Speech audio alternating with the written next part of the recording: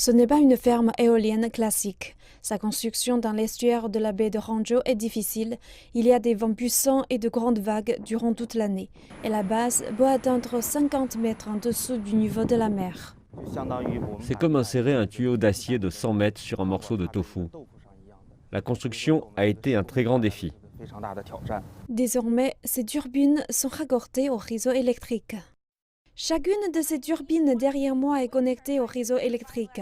Elles peuvent fournir de l'électricité pour 4 000 à 7 000 foyers chaque année. Cette ferme éolienne située à Daishan est la propriété de la Compagnie générale de l'énergie nucléaire de Chine, une entreprise publique spécialisée dans les énergies renouvelables. La Chine s'est engagée à atteindre la neutralité carbone d'ici 2060. Les experts de l'industrie énergétique prévoient que les fermes éoliennes jouent un rôle important afin d'atteindre cet objectif. La ferme éolienne de Daishan a une capacité installée totale de 234 MW. Comparé à une centrale électrique au charbon de la même taille, nous réduisons les émissions de carbone de 170 000 tonnes et celles de gaz dangereux et de poussière de 470 000 tonnes. Selon le Conseil mondial de l'énergie éolienne, la Chine occupe la première place mondiale en matière d'installation éolienne offshore en 2020, et ce pour la 3e année consécutive.